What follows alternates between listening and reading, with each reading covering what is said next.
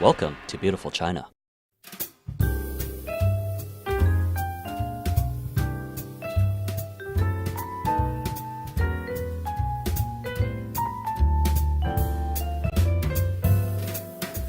Homa, Nga Charlie Smith, Zhong PNG, Georgia Strait. It's a weekly newspaper in Vancouver, and I'm here to do a news roundup for WOW TV, which is on TELUS TV.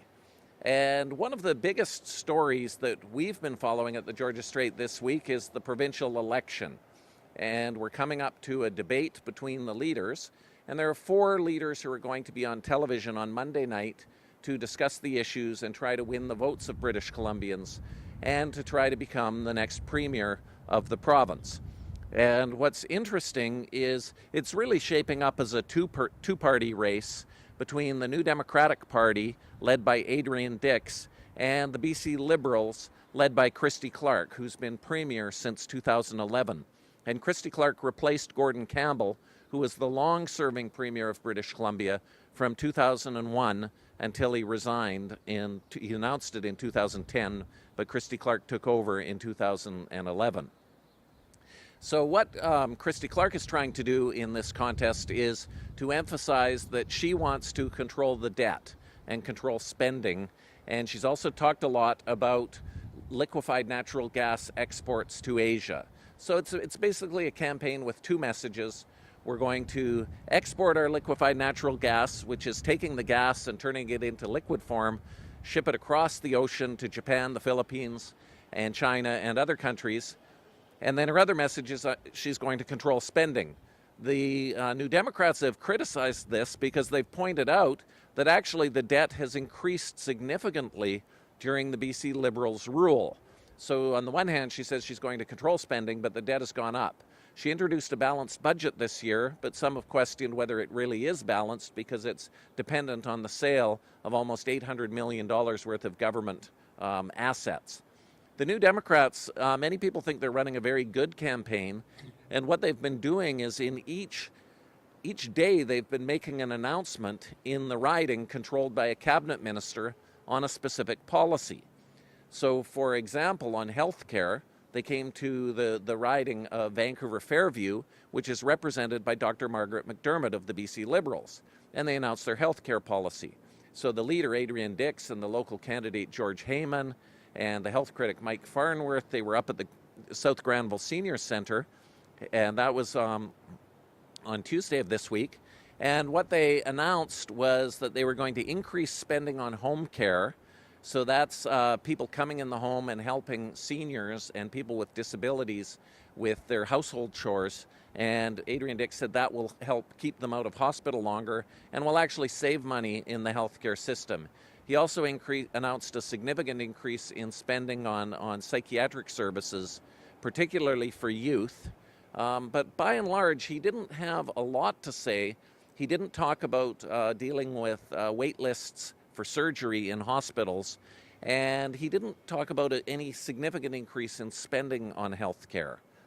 Then on other issues, he went into the riding of Moira Stillwell in Vancouver-Langara, which is in South Vancouver, and there he talked about income assistance and child poverty, because she's the minister who's responsible for social development. So there he said he would increase for people on welfare their payments over the next 2 years. They would get $20 more per month. And in addition, he said that they could double the amount of money that they could make through work without having it taken away from their welfare checks. So that means what Christy Clark says is you can collect $200 on the side in work without losing any benefits. Adrian Dix says you can take that up to $400 if you're an employable person. So these are issues the NDP is trying to say that they're going to take steps to address child poverty without spending too much money. And that's where they allow them to make more money through work, but not necessarily increase the spending on welfare because it's only going up $20 a month. Another very controversial issue in British Columbia for many years has been when Gordon Campbell's government sold BC Rail to CN Rail. And BC Rail was a provincially owned railway, and the deal was made, a long-term lease to CN Rail, which is a big Canadian-based North American railway company. And that actually, two political aides of the BC Liberals ended up in court, and they were charged with leaking information about the sale to bidders. And eventually they were convicted. They had $6 million in legal bills, and the government agreed to cover their legal bills. And this has been an ongoing controversy in the legislature in Victoria, with the opposition politicians saying, why, if they're guilty, should the taxpayers pay $6 million in their legal expenses? So what Adrian Dix and the NDP are promising is a public inquiry if they're elected. The problem with the public inquiry is sometimes these can get very, very expensive. So he has said he's going to contain the cost at $10 million. It means that the former Premier Gordon Campbell may actually end up having to testify in front of this public inquiry about what exactly happened. But I am personally skeptical that they can keep the costs to $10 million. And that's because once these inquiries start, it's very difficult to tell where they're going to go and what the inquiry commissioner is going to do. And he said a judge will do that. Sometimes what happens in public inquiries is the lawyers will challenge the inquiry commissioner's decisions and go to court. So that will add to the costs. So it's very rare in Canada for inquiries to come in under budget.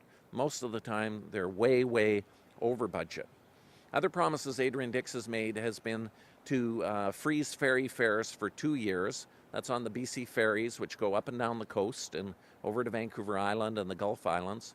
So he's going to keep them at the same level for 2 years while he investigates what's happened with the ferries in recent years. And so that will cost about $40 million.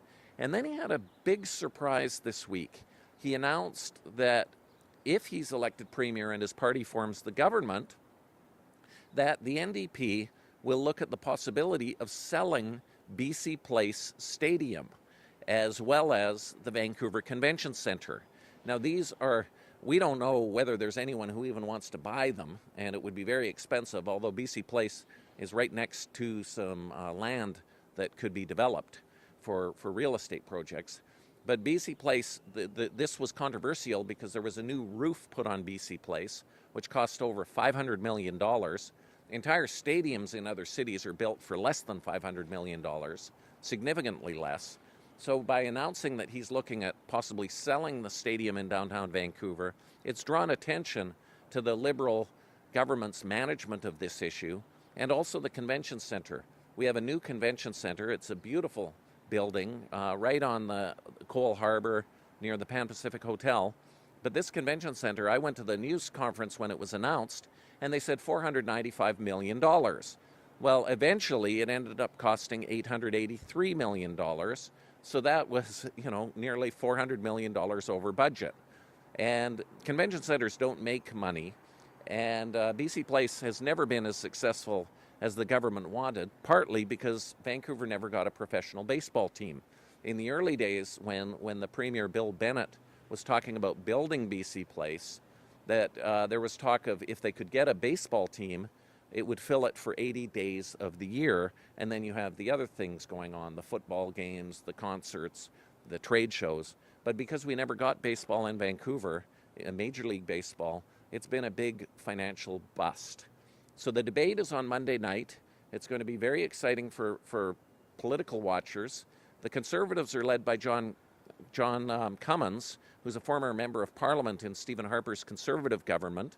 John Cummins has had some problems. He said 3 candidates have to resign because of controversial statements they've made or actions they've been involved in.